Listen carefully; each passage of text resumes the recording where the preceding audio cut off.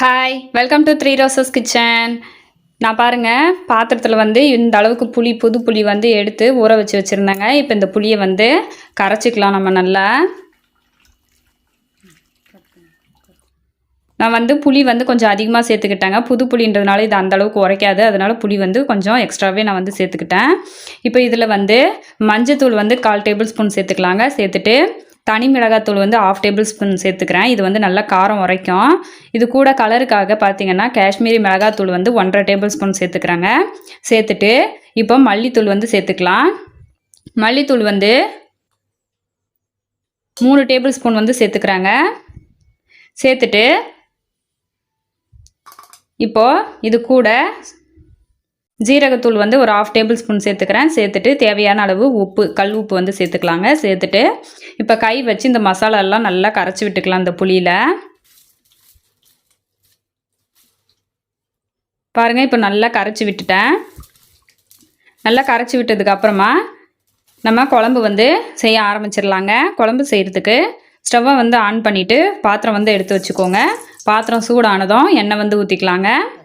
ஒரு 3 table spoon அளவுக்கு எண்ணெய் வந்து ஊற்றிக்கோங்க.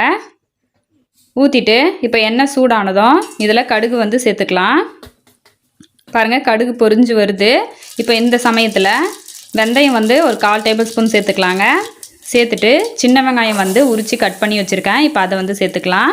இந்த குழம்புக்கு வந்து சின்ன வெங்காயம் அதிகமாக சேர்க்கறதுனால குழம்பு வந்து ரொம்ப டேஸ்ட்டாக இருக்குங்க. சின்ன வெங்காயம் இருந்தால் அதை வந்து சேர்த்துக்கோங்க. சேர்த்துட்டு இப்போ வதக்கி விட்டுட்டு இது கூட 2 முழு பூண்டு வந்து உரித்து வச்சு பெருசாக இருக்கிறதுனால நான் கட் பண்ணி வச்சுருக்கேன். இப்போ அதையும் சேர்த்துக்கலாம். சேர்த்துட்டு இப்போ அதையும் வதக்கி விட்டுக்கலாங்க.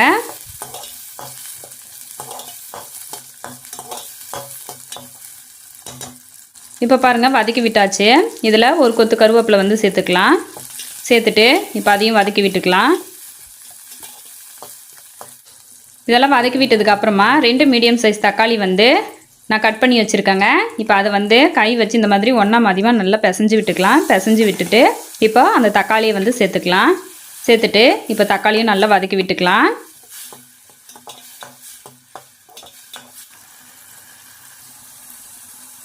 இது கூட 3 பச்சை மிளகாய் வந்து கீறி வச்சுருக்காங்க. இப்போ அதுவும் சேர்த்துக்கலாம். சேர்த்துட்டு பச்சை மிளகாயும் நல்லா வதக்கி விட்டுக்கலாம். இப்போ இந்த நம்ம சேர்த்துருக்கிற எல்லா பொருளும் நல்லா வதங்கி வந்ததுக்கு அப்புறமா நம்ம கரைச்சி வச்சு மசாலாலாம் சேர்த்து வச்சுருக்கோம்ல புளி தண்ணி, அதை வந்து சேர்த்துக்கலாங்க. சேர்த்துட்டு இப்போ குழம்போட திக்னஸ் எந்த அளவுக்கு இருக்குது அப்படின்னு பார்த்துட்டு உங்களுக்கு தண்ணி இன்னும் கொஞ்சம் வேணும்னா நீங்கள் வந்து சேர்த்துக்கோங்க. சேர்த்துட்டு எல்லாத்தையும் நல்லா ஒரு வாட்டி கலந்து விட்டுருங்க. கலந்து விட்டுட்டு இப்போ நம்ம இதை நல்லா கொதிக்க வச்சுக்கலாங்க. இந்த குழம்பெல்லாம் நல்லா கொதித்து எண்ணெயெல்லாம் பிரிஞ்சு வந்துடுச்சு பாருங்கள். குழம்புமே நல்லா திக்காகி வந்துடுச்சு. இப்போ வந்து புளிப்பு, காரம், அப்புறம் உப்பு இதெல்லாம் கரெக்டாக இருக்கான்னு செக் பண்ணி பார்த்துட்டு பத்தலைன்னா இன்னும் கொஞ்சம் சேர்த்துக்கோங்க. எனக்கு வந்து கரெக்டாக இருந்தது. சேர்த்துட்டு இப்போது நம்ம மீனை வந்து சேர்த்துக்கலாங்க. மீனை சேர்த்துட்டு இப்போ இதை வந்து நம்ம ஒரு துணி வச்சு அப்படியே வந்து நம்ம கைகள் போட்டு, அதாவது கரண்டி போட்டு கிளறணுன்னா மீன் வந்து உடஞ்சி போயிடும். அதனால் ஒரு துணி வச்சு அப்படியே இந்த மாதிரி அலக்கி விட்டுக்கோங்க. பாருங்கள், இந்த மாதிரி அலக்கி விட்டுட்டு அடுப்பில் வச்சுக்கலாம். வச்சுட்டு அந்த மேலே இருக்கிற மீன் துண்டுகளெல்லாம் இந்த மாதிரி கை வச்சு லைட்டாக ப்ரெஸ் பண்ணி விட்டுக்கோங்க. உள்ளே போகிற மாதிரி ப்ரெஸ் பண்ணி விட்டுட்டு இப்போ இது வந்து ஒரு 5 நிமிஷம் வந்து வெந்தால் போதுங்க.